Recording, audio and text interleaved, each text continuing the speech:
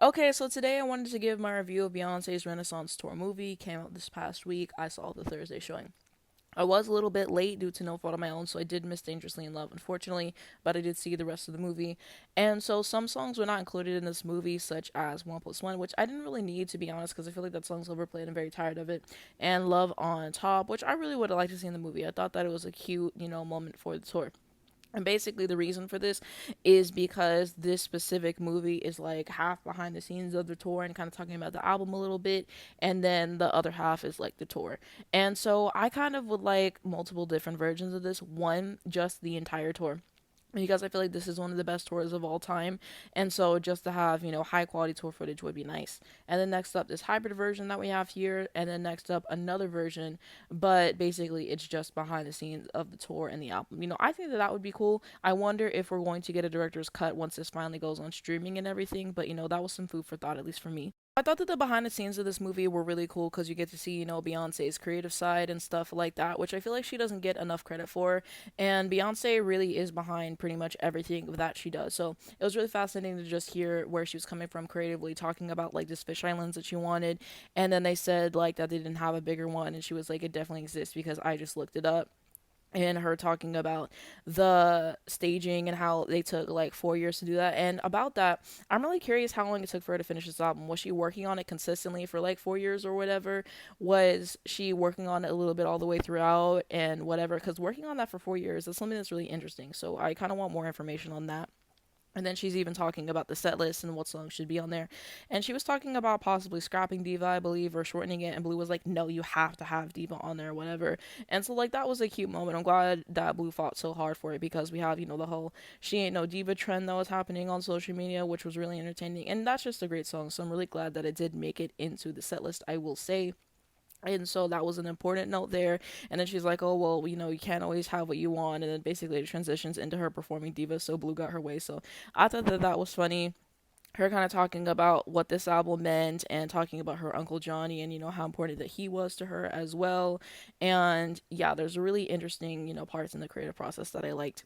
And then speaking about Blue again, they kind of talk about basically Blue told her she wanted to perform and she was kind of hesitant about it. But she was like, if you practice, then I'll let you perform once.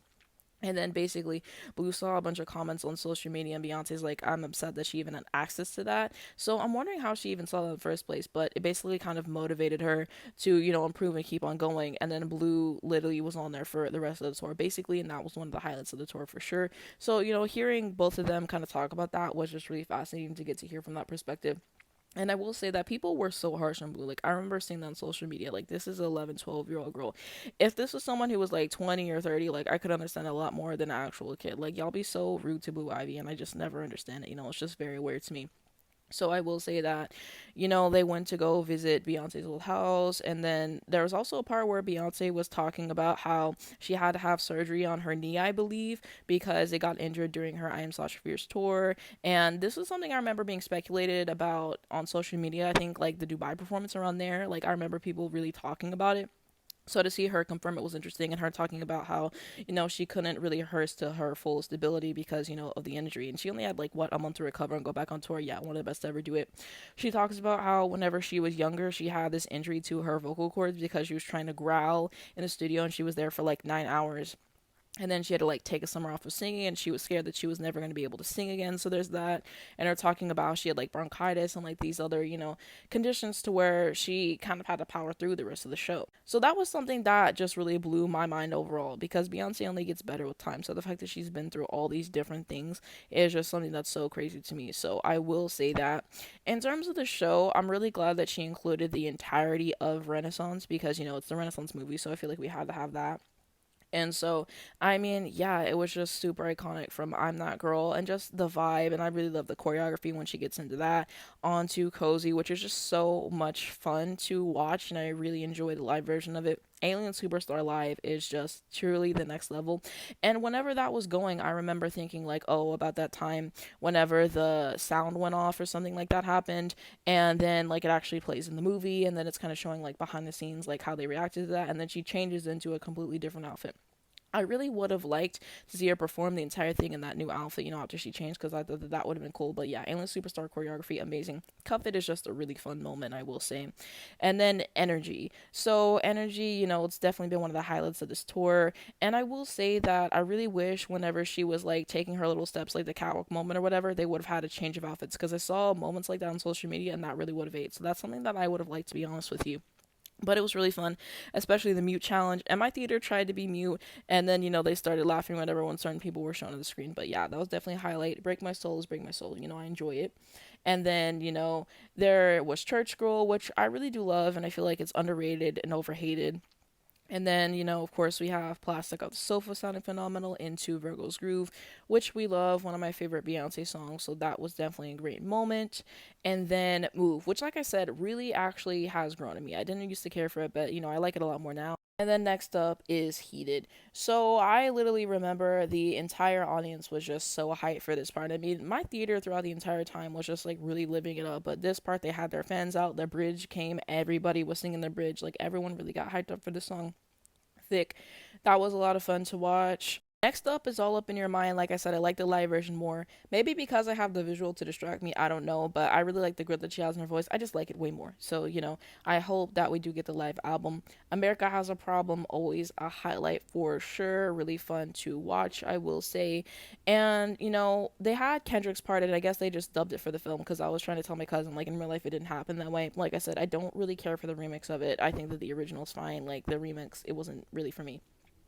Pure Honey, that was a phenomenal moment, and then last up, Summer Renaissance, which is a really great way to close out the show. So that's like all the Renaissance songs that she had. Of course, she did do Savage with Megan, and that was a part that I really loved to see, and my cousin was really living it up for that specific part as well.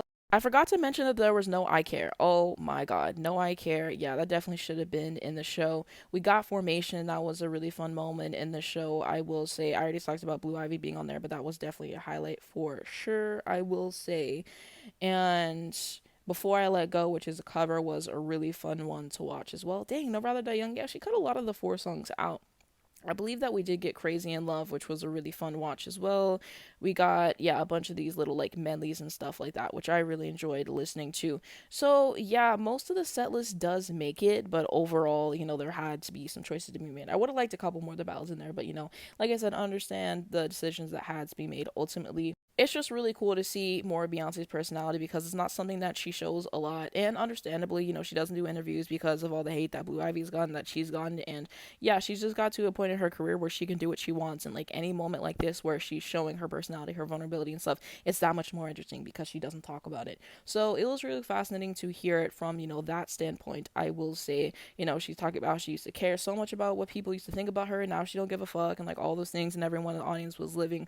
I also forgot to mention the Diana Ross cameo in the movie as well. It was nice to see, her give Beyonce her flowers. So that was a nice moment, I will say. We did get a little footage of her recording Heated. I would have liked to see a little bit more behind the album. And yeah, so those are just the things that I remember off the top of my head that I really did enjoy about this movie for the most part. At the end of the movie, she did debut a new song. If you go on my YouTube channel, Anastasia 25, I have my reaction and my thoughts there if you guys would like to check that out. But, there is a new song. And whenever you went, they did give you like a little mini poster or something like this. They did have cups. They did have, popcorn buckets and stuff like that to buy. But, overall thoughts on this movie, I really enjoy it. Just seeing Beyonce do what she does best. Like I said, one of the best tours of all time. It was cool to get to hear from Blue, her mom, even Jay-Z parts, other people on the team, dancers and stuff like that. I just appreciate everyone who, made the tour what it is. I'm glad that Beyonce really, highlighted that and showcased that and gave the crew some love, because a lot of people don't. And just, how methodical that she is and what of a visionary that she is. What a great watch for me. I would highly recommend seeing the film if you haven't already. I've only seen it once. I'd really like to see it again. But yeah, those are my overall thoughts on Beyonce's Renaissance movie tour film. Let me know what you guys think down below in the comments. Have you seen it yet? Are you going to see it? Are you going to see it multiple times? Did you get anything from the theater? Let me know all.